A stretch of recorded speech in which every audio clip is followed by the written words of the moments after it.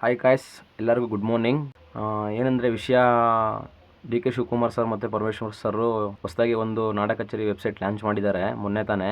ಏನಿಲ್ಲ, ಜಸ್ಟ್ ನಾನು ಕಮೆಂಟಲ್ಲಿ ಲಿಂಕ್ ಕೊಟ್ಟಿರ್ತೀನಿ. ಆ ಲಿಂಕ್ ತೊಗೊಂಡು ಕಾಪಿ ಮಾಡಿಕೊಂಡು ಕ್ರೋಮ್ ಬ್ರೌಸರ್ಗೆ ಓಪನ್ ಮಾಡಿ ನಿಮಗೆ ಪೇಸ್ಟ್ ಮಾಡಿಕೊಂಡ್ರೆ ನಿಮಗೆ ಅದು ವೆಬ್ಸೈಟ್ ಓಪನ್ ಆಗುತ್ತೆ. ಇದರ ಉದ್ದೇಶ ಬಂದು ಜಾತಿ ಪ್ರಮಾಣ ಪತ್ರಗಳು ಅಂದರೆ ಕ್ಯಾಸ್ಟ್ ಸರ್ಟಿಫಿಕೇಟನ್ನು ಡೌನ್ಲೋಡ್ ಮಾಡ್ಕೋಬೋದು. ಅಂದರೆ ಯಾವಾಗ ಏನು ಮಾಡಿಸಿರ್ತಾರೆ ಗೊತ್ತಿರಲ್ಲ, ಕೆಲವು ಕ್ಯಾಸ್ಟ್ ಸರ್ಟಿಫಿಕೇಟ್ ಕಳ್ಕೊಂಡಿರ್ತಾರೆ. ಇವಾಗ ಕ್ಯಾಸ್ಟ್ ಸರ್ಟಿಫಿಕೇಟ್ ಕಳ್ಕೊಂಡಿರ್ತಾರಲ್ಲ, ಅವರು ಇವಾಗ ಡೌನ್ಲೋಡ್ ಮಾಡ್ಕೊಳ್ಳೋಕೆ ಇದೊಂದು ಆಪರ್ಚುನಿಟಿ ಕೊಟ್ಟಿದ್ದಾರೆ. ಕ್ಯಾಸ್ಟ್ ಸರ್ಟಿಫಿಕೇಟನ್ನು ಡೌನ್ಲೋಡ್ ಮಾಡೋಕ್ಕೆ ಒಂದು ಆಪ್ಷನ್ ಕೊಟ್ಟಿದ್ದಾರೆ ಹೊಸದು. ನೀವು ಬರೀ ಜಸ್ಟ್ RD ನಂಬರ್ ಹಾಕಿದ್ರೆ ಸಾಕು, ನಿಮಗೆ ಕ್ಯಾಸ್ಟ್ ಸರ್ಟಿಫಿಕೇಟ್ ಡೌನ್ಲೋಡ್ ಆಗುತ್ತೆ. ಅದು ಬಿಟ್ಟರೆ ರೇಷನ್ ಕಾರ್ಡ್ ನಂಬರ್ ಹಾಕಿದ್ರು ನಿಮಗೆ ಕ್ಯಾಸ್ಟ್ ಸರ್ಟಿಫಿಕೇಟ್ ಡೌನ್ಲೋಡ್ ಆಗುತ್ತೆ. ಆಧಾರ್ ಕಾರ್ಡ್ ನಂಬರ್ ಹಾಕಿದ್ರು ನಿಮಗೆ ಕ್ಯಾಸ್ಟ್ ಸರ್ಟಿಫಿಕೇಟ್ ಡೌನ್ಲೋಡ್ ಆಗುತ್ತೆ. 3 ಆಪ್ಷನ್ ಕೊಟ್ಟಿದ್ದಾರೆ. ನೀವು ಯಾವುದೇ ಕ್ಯಾಸ್ಟ್ ಸರ್ಟಿಫಿಕೇಟ್ ಕೂಡ ಡೌನ್ಲೋಡ್ ಮಾಡ್ಕೋಬೋದು. ಆಧಾರ್ ಕಾರ್ಡ್ ನಂಬರಲ್ಲಾದರೂ ಫೈಂಡ್ ಮಾಡ್ಕೋಬೋದು, ರೇಷನ್ ಕಾರ್ಡಲ್ಲಿ ನಂಬರಲ್ಲಾದರೂ ಮಾಡ್ಕೋಬೋದು, RD ನಂಬರಲ್ಲಾದರೂ ಡೌನ್ಲೋಡ್ ಮಾಡ್ಕೋಬೋದು.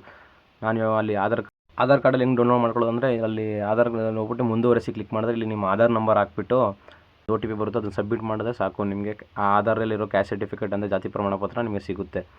ಉದಾಹರಣೆಗೆ ನಿಮಗೊಂದು ರೇಷನ್ ಕಾರ್ಡ್ ಹಾಕಿ ತೋರಿಸ್ತೀನಿ ನೋಡಿ.